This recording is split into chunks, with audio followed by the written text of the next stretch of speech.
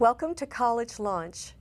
I am your host, Mary Roberts, and I am passionate about transition, and especially the transition that students make when they move from home to college. I am the author of Create Your Space, Create Your Life.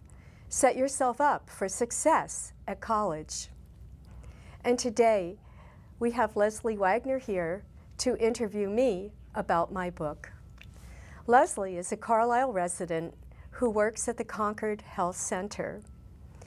She is an actress who has participated in community theater in the Boston area for 14 years. She has also made local TV commercials. Leslie is the mother of 2 children, and her oldest daughter is now a graduate student at Northeastern University.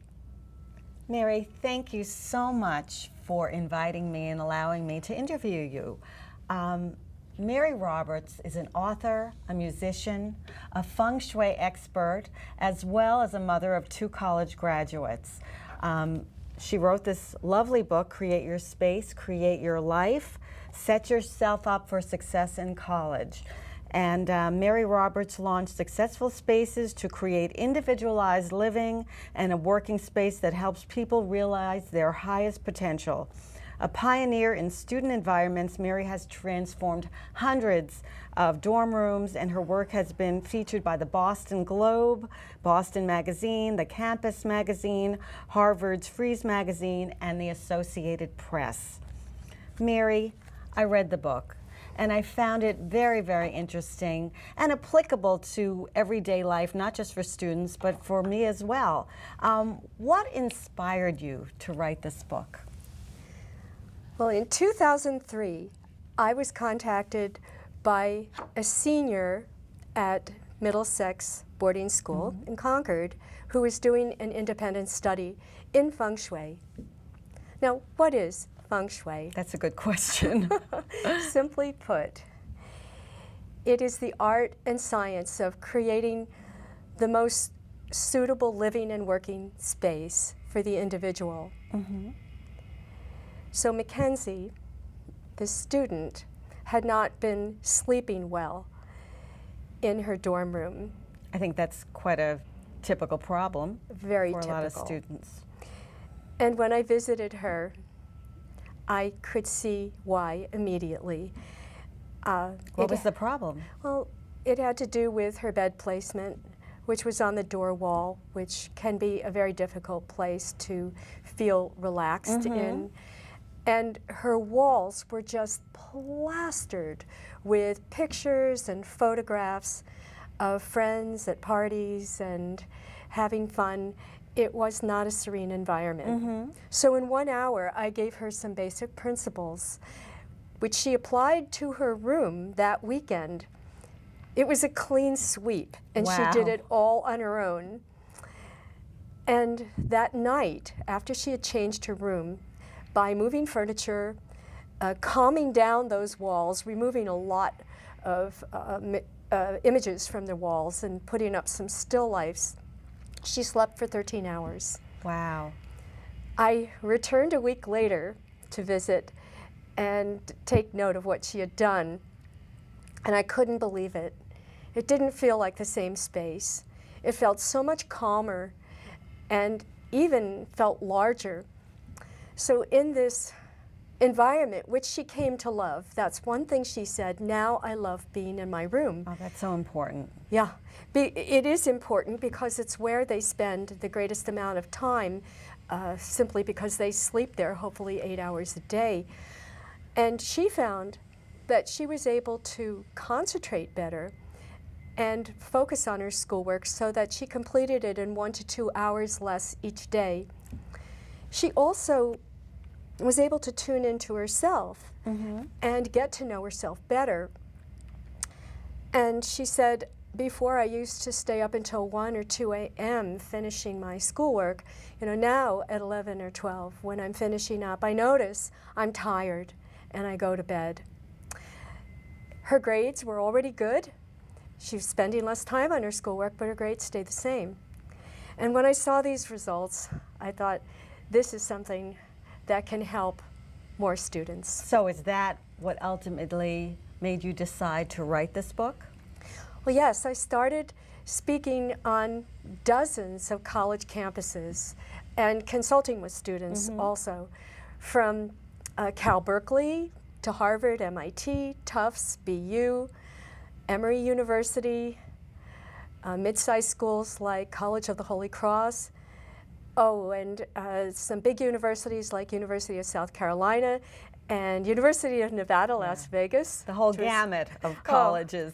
Everyone was so much fun. But even those small liberal arts colleges like Mills College in Oakland, California, or Skidmore in upstate New York, Rollins College in Winter Park, Florida.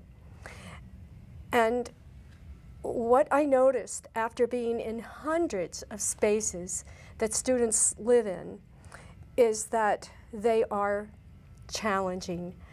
And students are under a lot of stress, and I feel like they're putting themselves under even more stress by the nature of their living spaces. So I wanted to write a guide to give students the know-how to set up their rooms so that they felt comfortable and safe, so that they could get better grades, stay in school, and move into the world. You know, you talking about the challenging spaces that students often come across when they're moving to dorms and apartments. I remember when my daughter transferred to Northeastern University in her undergraduate second year and was put in a small student apartment. Her bedroom was the size of a closet. She could hardly fit anything in, and it did impact. I mean, I think she felt very claustrophobic. There was no room for anything. She had no place to go to really relax, and she came home a lot because of that. So I think your book would have come in handy had we known about it. How is the book organized? Well, I'd like to back up and comment. Your daughter is not unique.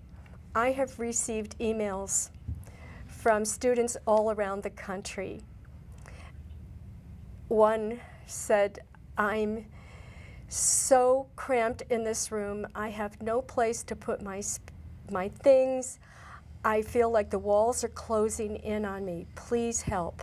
Wow. And that came from St. Louis. And then another said, "We have 2 desks, 2 beds, 2 end tables, and 2 wardrobes, but it just doesn't feel like a home. These rooms are small, the furniture is oversized, and they have to keep it in the rooms. What on earth do they do?" And it must be very challenging because often there's no room for even rearranging the furniture. I have one parent, because I consult with a lot of parents. She said, "We spent hours trying to rearrange the furniture to find a workable setup, and we just couldn't find one." And I think because of the size of the rooms and that problem, that often a lot of the students wind up with rooms filled with clutter, and their floors are covered, they can't find anything, and it makes it very difficult to function. Yes. So you asked about the 3 sections of the book. Yes, I'm wondering now, when a student has this and they're often very busy, like how can they look at this book and make it work for them? How is it organized? I found it nicely organized. My co-writer, Chrissy Callahan, who is now a professional journalist for an online magazine called She Knows. But Chrissy was a senior journalism major at Brandeis University when I went there to do an article for her campus magazine, and they also created a film. And Chrissy, after she graduated, helped me to write and organize this book, and she created the 3 sections: get going, get settled, and keep going. Great. So the get going, since you mentioned clutter, is for students who are still living at home. They've been accepted at their colleges, but they still have a few months before they're actually going to move to campus. And that home bedroom for many students, is one they may have occupied all their lives. And like most teenagers, they accumulate a lot of things and they don't realize it. Definitely. So this is a perfect time. They're in a transition. They're shedding the familiar roles and identities as a high school student and about to go into the unknown. It's a great time to look around their space and ask some questions. What do I have around here that expresses who I am now? And what's outdated? It's a perfect time to eliminate those outdated items, because then their room becomes a platform that launches them from home to their new lives as college students. That makes a lot of sense. What's interesting about this stage is that it seems like it's all about the stuff, but it's really about them and the changes that they're making as they go into the world. Absolutely, and the questions that you formulated, I think can be applicable to anybody in any walk of life, any stage of life. Are you talking about my funnel system? Yeah, well, I guess I didn't realize it, but I guess I am talking. What is the funnel system? The funnel system are it's a set of 5 questions that students, and actually anyone, can ask of items when they're moving from one space to another. They can ask this question of the items that they're going to take with them. The first question is, will it fit? Good question. And the second is, will I use it? Third, will I need it? Fourth, does it express who I am now or who I'm going to become? And fifth, do I love it? So if you can't answer yes to at least one of those questions about the item you're looking at, there's no point in bringing it with you. Yeah, I would even think that if you can't answer yes to 2 or 3 of those questions, that would certainly help narrow it down. I agree. I mean, it's something that I think you inspired me after I read the book to go through my kitchen and my cabinets that had accumulated with papers and things from many years ago. And I very overzealously started clearing out old bank books and checkbooks to the point where I not only had a huge garbage bag full, but I broke my shredder. I just started trying to shred things that should not have been put in the shredder. So now I have to go buy a new one, but it was worth it. Although I do feel that I've just done the tip of the iceberg. Now I have to go upstairs. I have closets to organize. And all those questions in your funnel system will help me figure out what has to go, stay. So Leslie, thank you. Are you saying you feel a little lighter in spirit having gotten rid of all those things? Definitely, because I think when you're living amongst clutter and disorganization, it makes you feel stressed, frustrated, and sometimes irritable. Mm-hmm. So just imagine students across the country having to downsize, especially the ones that didn't have the advice from my book and have brought too many things to school, and then match that with 1 or more roommates who've probably brought too many things. And it does start to feel a little bit irritable for people to have to keep going in this environment. I can imagine, because there's so many things that a new student has to deal with when they go to a new college, new roommates, the room, the academic piece of the puzzle, that if you don't have kind of a serene atmosphere that's organized, it must make it so difficult to adjust to all the changes. Well, I feel that these rooms can be what makes or breaks some students to decide whether they're going to stay at college or leave. These rooms are a critical factor in being able to actually settle in and learn. Absolutely. And you know, I was reading an article in the Boston Globe not too long ago about the fact that the traditional 4-year stint that many students used to go through to graduate college is no longer applicable, and that nowadays students are taking 6 or more years to actually finish college. And I think many more students are transferring, as my daughter did.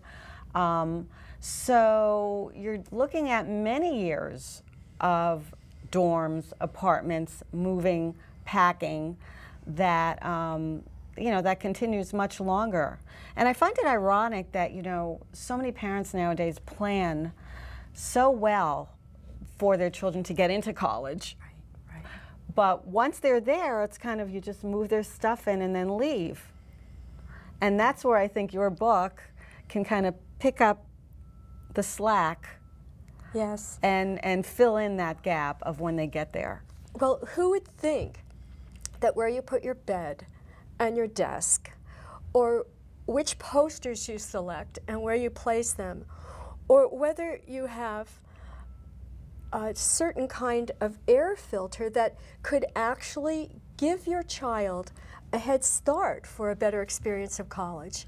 These are the things I talk about in my book. Right. I mean, some things really struck me, and they stayed with me. Having something heavy in your room to kind of keep you grounded, I loved that analogy.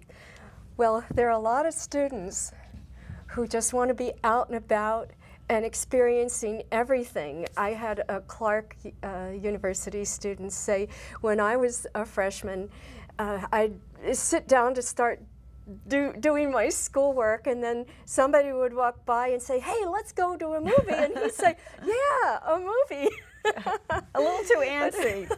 But yes, the idea that a heavy object, you know, can actually ground you, so that you're going to stay put and do what it is you need to do. Yeah, I really love some of your very short sayings, because I think that it's just like good little cues to keep in your mind for anybody when you're redecorating or just trying to plan a room. More light, more energy. Clean, serene. And so I find them very helpful. Well, yes, speaking of the lighting, there are so many wonderful ways to use lighting in a dorm room. There's the wonderful OT light. This helped my son. What kind of light was that? The OT light. It simulates natural daylight, so that when you are reading, your eyes do not tire as easily. My son found this light very, very helpful when he was in college, to be able to sit down at his desk and focus on his reading. But then there are what we call torchieres, or uplights, that can illuminate a dark corner and give a feeling of more space. So I talk about the 4 types of lighting in one of my chapters, and yes, more light, more energy. And it's so critical. You know, your environment is a very important but overlooked success factor, and yet it has such an impact on college students. And one example, I've met many students who will say, I lived in the front of my house in a room just filled with sunlight. You know, now I'm living in the back of this dorm, overlooking a dumpster, and there's hardly any light. Well, just imagine the psychological impact. Absolutely. Of having to make that change, in addition to all the changes you just mentioned, of having to make new friends, adapt to a new type of learning, and also taking on new roles and identities. What we want to do with a book like mine is to make the environment, their immediate surroundings, support them as they have to navigate all these changes. Yeah, it's such an important thing that is so often overlooked. What is a power spot? Oh, a power spot is a place in the room where, let's imagine that your bed is in the power spot of the room, that would mean that you're in the back of the room and to one side, and the head of your bed is supported by a solid wall. Now just imagine if you're sitting or sleeping in that bed, you can see your entire room, and you can see the door, so you know who's going, right. You're prepared if someone is coming in or out. So it's this idea that you can see your entire space, and you have a feeling of control. And I mentioned this Middlesex boarding school student where she had her bed on the door wall, so she could not see who was coming in and out of the door. And that created a little bit of subconscious stress that I think contributed to her sleep problem. And of course, when she moved the bed to the power spot, she was able to sleep soundly. Yeah, no, that's very interesting.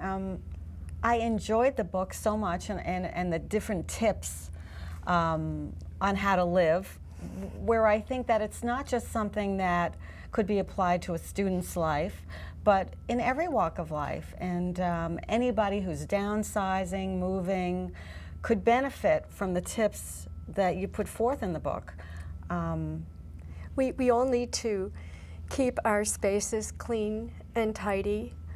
We all need to sort through our things and only keep with us what's useful and current. We need to surround ourselves with things we love. We want to live in a space that has a good climate, which means good air quality, good ventilation. We want the right temperature, you know, the one that keeps us most comfortable. Right. All these things are concerns for college students. Absolutely. We want to keep our closets organized. Can I tell you something about closets from a feng shui perspective? You can.